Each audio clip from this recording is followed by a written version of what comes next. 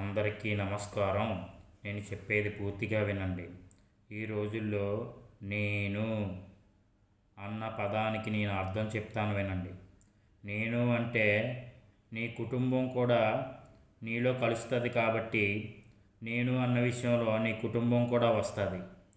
అలాగే ఈ సమాజంలో నువ్వు బతుకుతున్నావు.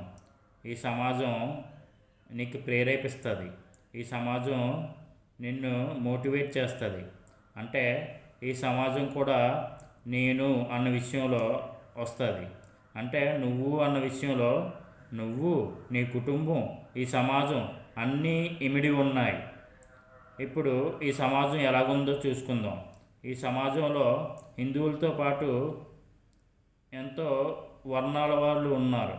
అందులో నేను అన్న విషయాన్ని పక్కన పెడితే ఒకసారి నేను ఒక అన్య మతస్థుడి దగ్గరికి వెళ్ళి నేను నీటిని పూజిస్తాను అని అడిగాను. నీటిని పూజిస్తాను అని అడిగితే అతను అన్నాడు, నీటిని పూజించడమా, అది అవివేకమైన పని, నీటితోని అశుద్ధం కడుక్కుంటావు అని అన్నారు. నువ్వు అశుద్ధం కడుక్కోవడం వరకే చూసావు. నేను ఒంటిని కడుక్కొని ఒంటిని శుభ్రం చేసుకోవడం చూశాను. అది నీకు తెలియదా? అలాగే స్నానం చేసి వస్తే ఎంతో తృప్తిగా ఉంటుంది, మనసుకు ఆహ్లాదకరంగా ఉంటుంది. అది నీకు తెలీదా? ఇప్పుడు హిందూ సమాజం గురించి వద్దాం. హిందూ సమాజంలో ఒక తల్లిని ఒక కొడుకు, అమ్మా నేను స్నానం చేస్తాను, స్నానం చేసి దీపం పెట్టుకుంటాను అంటే స్నానం చేసేంత వరకు ఉంటుంది, కానీ దీపం పెట్టుకుంటాను అంటే భగవంతుడు నువ్వెందుకైనా దీపం పెట్టుకోవడం, అది ఆడవాళ్ళు చేసే పని అని ఆ తల్లి సమాధానం చెప్తుంది. ఇప్పుడు భగవంతుడి గురించి వదిలేద్దాం, నీటిని గురించి పట్టించుకుందాం. నీరు, మనం ఎంతవరకు నీటిని పూజిస్తున్నాం, ఎంతవరకు నీటిని గౌరవిస్తున్నాం? ఒక కుళాయి వస్తే ఆ కుళాయి కొన్ని చోట్ల సిరలు ఉండవు. బెరడా బిగించకుండా బిందులు పట్టుకొని నీటిని వృధాగా పోనిస్తున్నారు కొంతమంది. అది మీకు తెలుసు.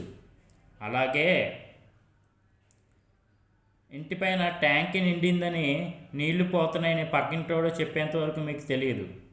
ఇలాగ నీళ్లు వృధాగా కాలువలోకి పోయి ఆ కాలువలో నీళ్లు సముద్రంలోకి కలిసిపోతున్నాయి.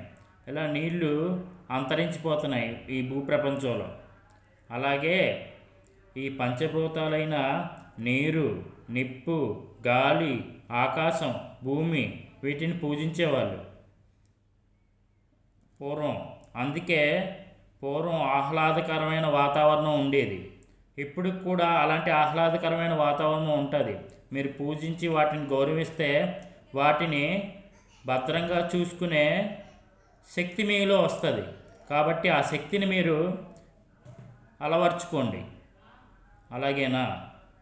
ఈరోజు అప్పట్లో యజ్ఞయాగాదాల్లో వేసే ఆవిస్ల వల్ల వర్షపు రాకడ వస్తుందని గమనించారు, అందుకు చేశారు. అవన్నీ మీకు అవివేకంలా కనబడుతున్నాయి. కాబట్టి తెలుసుకోండి. ఇలా తెలుసుకొని ఈ సమాజానికి మంచి పోకడనిస్తారని భావిస్తూ నేను ఈ చిన్న వీడియోని మీకు సమర్పిస్తున్నాను.